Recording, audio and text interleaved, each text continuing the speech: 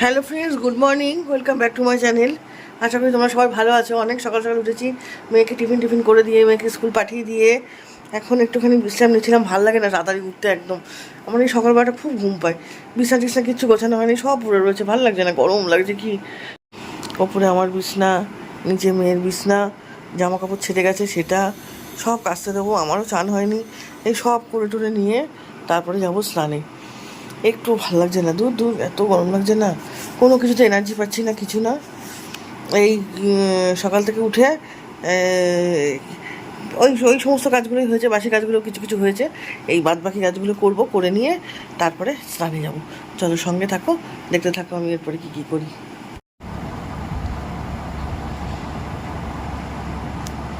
আজকে সিম্পল মেনুতে আছে আমাদের ডাল, পটল ভাজা, শাক ভাজা আর ছানার তরকারি। ছানার তরকারি বা পনিরের তরকারি না হলে তো আজকে শুক্রবার, মেয়ে খাবে না, ওই জন্য কালকে আমার মনে করে ছানাটা নিয়ে এলাম। কারোর দোকানে তো কোনো ছানা হয়নি, তাই একটা দোকানে হয়েছিল, সেই দোকান থেকে আবার নিয়ে এলাম। দুপুরবেলা কালকে যেটা খেয়েছিলাম খুব ভালো খেয়েছিলাম। প্রতিদিন আমার এই সমস্ত খেতে একদম ভালো লাগে না, খুব সুন্দর খেয়েছিলাম কালকে। আর একদিন খাবো, সত্যি খাসির মাংসকে হার মানিয়ে যায়, এত ফার বেটার খাওয়া। গ্যাস অম্বল কিচ্ছু নেই, খুব তাড়াতাড়ি খিদেও পেয়ে যায়। চলো দেখতে থাকো, ছানাটা করে নিয়ে ভেজ ভাজবো। আপনারাও জানেন ছানা টানা কেমন করে করতে হয়, প্রতিটা ঘরে ঘরেই হয়, নতুন করে রেসিপি দেওয়ার কোনো মানে নেই, তাই বললাম। ছানাটা একটুখানি ওই জন্য রেডি করে নিচ্ছি, নিয়ে ভেজে তারপরে করে নেব।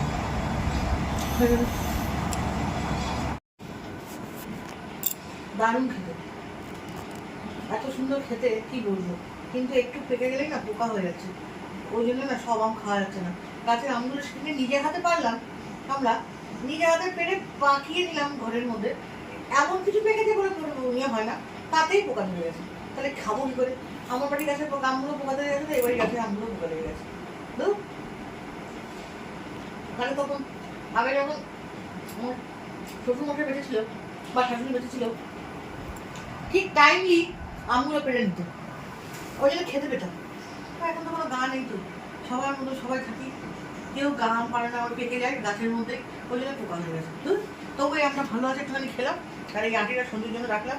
গাছের আম একটা একটুখানি খাক বেচারা, বলে গেছে বারবার, ওই জন্য এটা রেখে দিলাম। থাকে দেখ, ও খাবে কোনি এসে।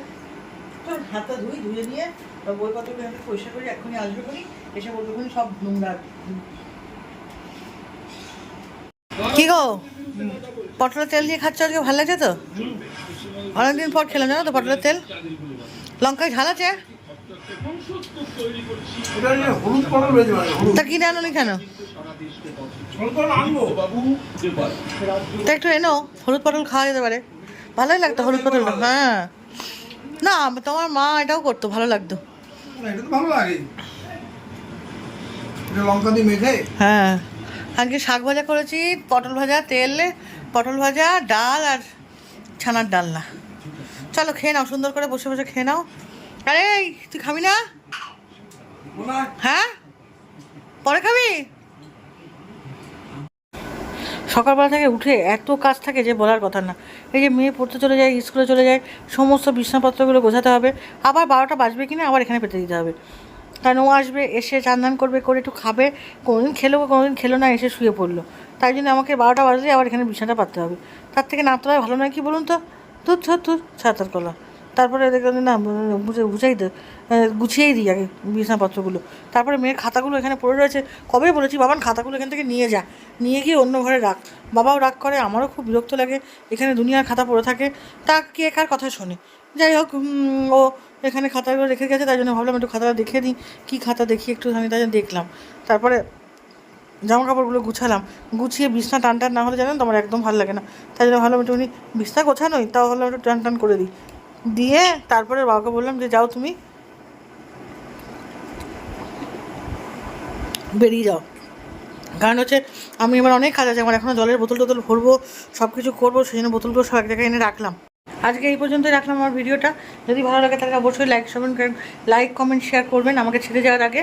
আর অবশ্যই অবশ্যই সাবস্ক্রাইব করে আমার চ্যানেলটা দেখবেন। আপনার কাছে একটাই রিকোয়েস্ট, সাবস্ক্রাইব যত করবেন তত আমার পক্ষে ভালো, আপনারা জানেন। এছাড়া একটুখানি ভিউজ দেবেন, খুব কম ভিউজ ওঠে, একটুও ভালো লাগে না, কত খাটনি করে ব্লগগুলো বানাতে হয়। এবার সেই ক্ষেত্রে যদি ব্লগে ভিউজ না ওঠে তখন খুব মনটা খারাপ হয়ে যায়। যাই হোক, একটু সবাই দেখবেন, আশা করি সবাইকে বললাম রিকোয়েস্টটা রাখবেন। আর আবার কালকে নতুন ব্লগ নিয়ে তোমাদের সামনে হাজির হব। ততক্ষণ পর্যন্ত tata, bye bye, see you.